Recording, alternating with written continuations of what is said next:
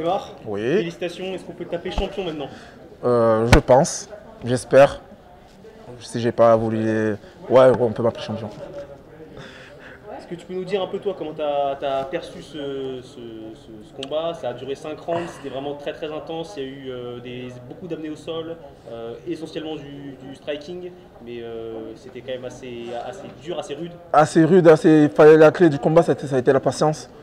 Parce que fallait que je fasse attention à Gaël, à ses amenés au sol, comme vous avez vu, et à son jab qui a été vraiment pas mal dans ce combat-là. Euh, C'était la patience, être patient parce que précipiter face à un mec comme Grimaud, c'est peut-être un peu dangereux. Donc prendre son temps, c'était un 5x5, pas se griller les étapes.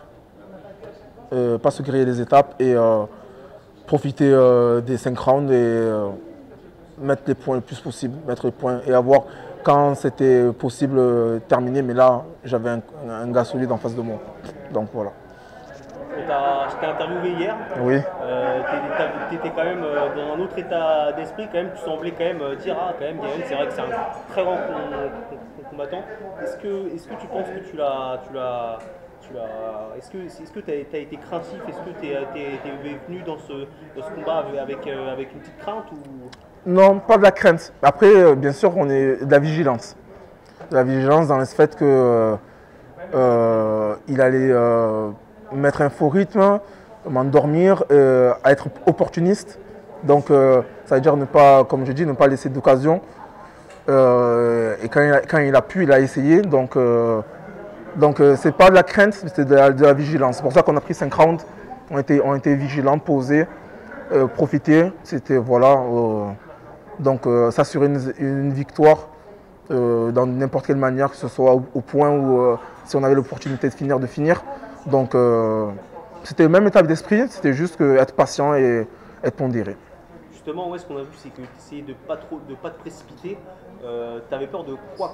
Enfin, qu'est-ce que tu craignais très concrètement sur le...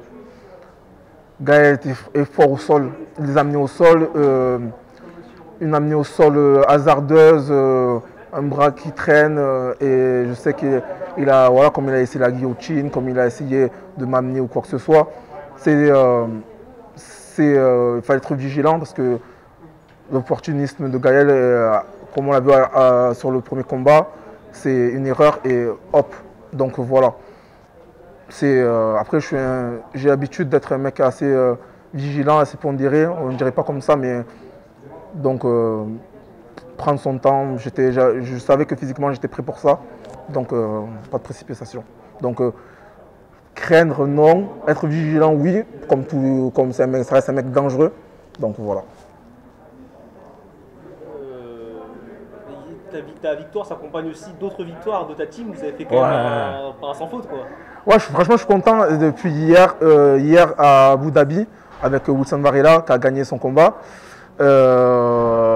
Les d'autres amis français comme Lelo qui a gagné au Bellator,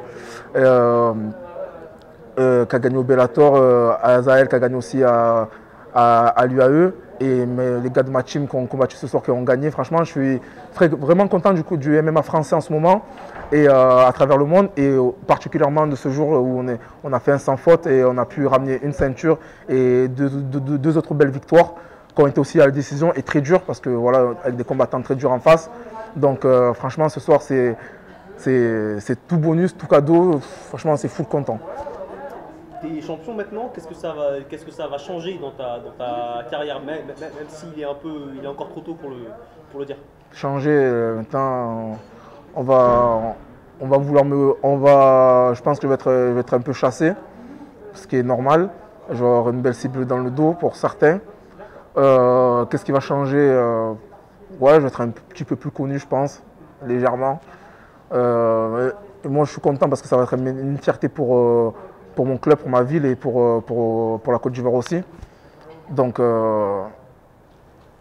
dans l'immédiat, ce qui va changer, à part être un peu plus connu, avoir des gens qui vont vouloir l'apprendre ou avoir des détracteurs qui vont me dire peut-être que je ne la mérite pas ou quoi que ce soit, en gros, rien. Parce que là, c'est vraiment que du kiff.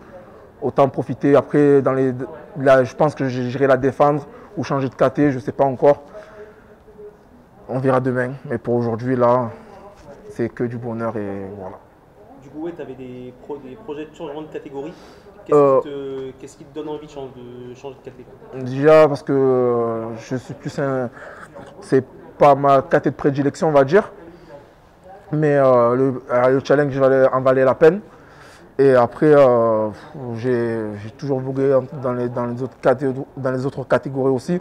Donc pourquoi pas redescendre, me stabiliser. On ne sait pas encore. On va voir, on va en discuter, on va voir ce qui va se projeter. Peut-être à défendre encore une fois, changer. On verra ce qui se profile à l'horizon. Est-ce que tu as un mot de la fin?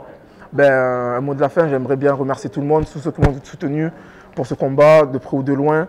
Mon club, Marseille Fight Club, Jean-Michel Froissart et Ariel et Vincent pour m'avoir accompagné. Badr et Sofiane, félicitations encore à vous. Roméo, Lina, Panda, la team Tribunal, tous les gars qui m'ont soutenu de près ou de loin, comme je le dis.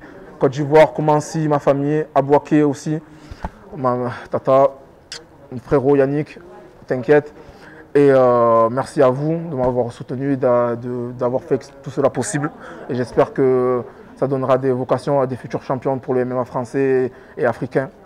Donc, et à bientôt. Et vive le poulet aussi. Vive le poulet.